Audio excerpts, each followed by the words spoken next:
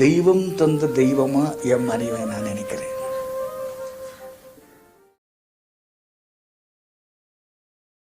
நான் வந்து இனிமே தான் நினச்சேன், சரி இப்போ தான் வயசு கம்மியாக ஆகுது, ஒரு 21, 22 ஆகுது, இதெல்லாம் அட்ஜஸ்ட் பண்ணி தான் வேறு வழி இல்லை. இனிமே தான் யாரையாவது லவ் பண்ணலாம் அப்படின்னு நினச்சேன். எங்கள் அம்மா வந்து நீ அதெல்லாம் ஒன்றும் கிளிக்க வேணாம், இதை நான் ஒரு பொண்ணை பார்த்து வச்சுருக்கேன், அதை கல்யாணம் பண்ணிட்டு இதையே லவ் பண்ணிக்க அப்படின்னு சொல்லிட்டாங்க. அண்ட் எல்லாருக்கும் ஒரு ஹாய் சொல்லிடுங்க. என் கூட வந்தால் லைஃப் எப்படி இருக்கும்னு யோசிக்காம நான் தான் வேணும்னு வந்திருக்கேன். நம்ம அம்மா அப்பாவே இப்படி பார்த்துக்கலையேன்னு அவங்களே நீ திட்ட அளவுக்கு உன்னை பார்த்துக்கலான்னு இருக்கேன். பேரரசி.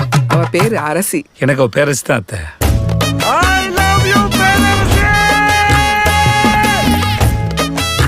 உங்களை நான் என்னன்னு கூப்பிடுறது? பேர் சொல்லி கூப்பிடு. ஆகா சொன்னு புருஷனை பேர் சொல்லக்கூடாதா? படா லூசு. தெரியல, சண்டை வருது. நல்லா தான் போயிட்டு இருக்கோம், திடீர்னு ட்ரிப் ஆயிடும், சண்டை வந்துடும். சமாதானம் படுத்தா போனோம், சண்டை வந்துடும். உங்களை மாதிரி சைலண்டா தான் சண்டை வரும் மச்சான். முடியல மச்சான். திட்டலாம் மாட்டான், கத்துவான். மேடம் என்னை ரொம்ப டார்ச்சர் பண்றீங்க மேடம், என்னை ரொம்ப டார்ச்சர் பண்றீங்க மேடம். டார்ச்சர். கத்தாதீங்க சார், பேசுங்க. பேசுவா? நான் பேசித்தானே மேடம் இருந்தேன். பேசணும் நீங்க தான் கத்த வச்சுக்க. பேசணும் நீங்க தான் மேடம் கத்த வச்சுக்க.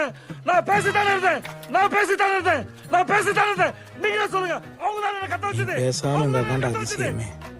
எனக்கு பேசுறதுக்கு பாயிண்ட் இருக்கும். பிசினஸ் நேரத்துல கத்தாத, அதுக்கு அவன் திணறுவான்.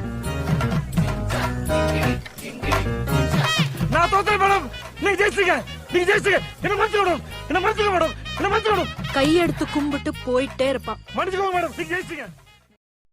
எனக்கு தெரிஞ்சு புருஷன் முன்னாடி நடுவில் இருக்க சண்டே மாதிரி வேறு யாரு கூட சண்டை போட்டால் நம்ம சேரவே மாட்டோம்.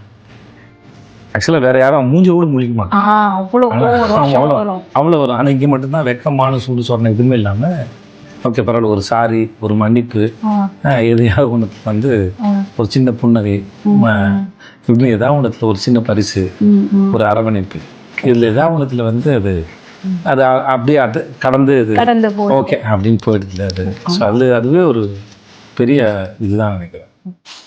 இந்துக்களுக்கு 7 ஜென்மம் இருக்குதுன்னு சொல்கிறாங்க. அது உண்மையாக இருந்தால் நான் 6 ஜென்மம் செஞ்ச புண்ணியத்தால் நீ எனக்கு கிடைச்சிருக்கிற.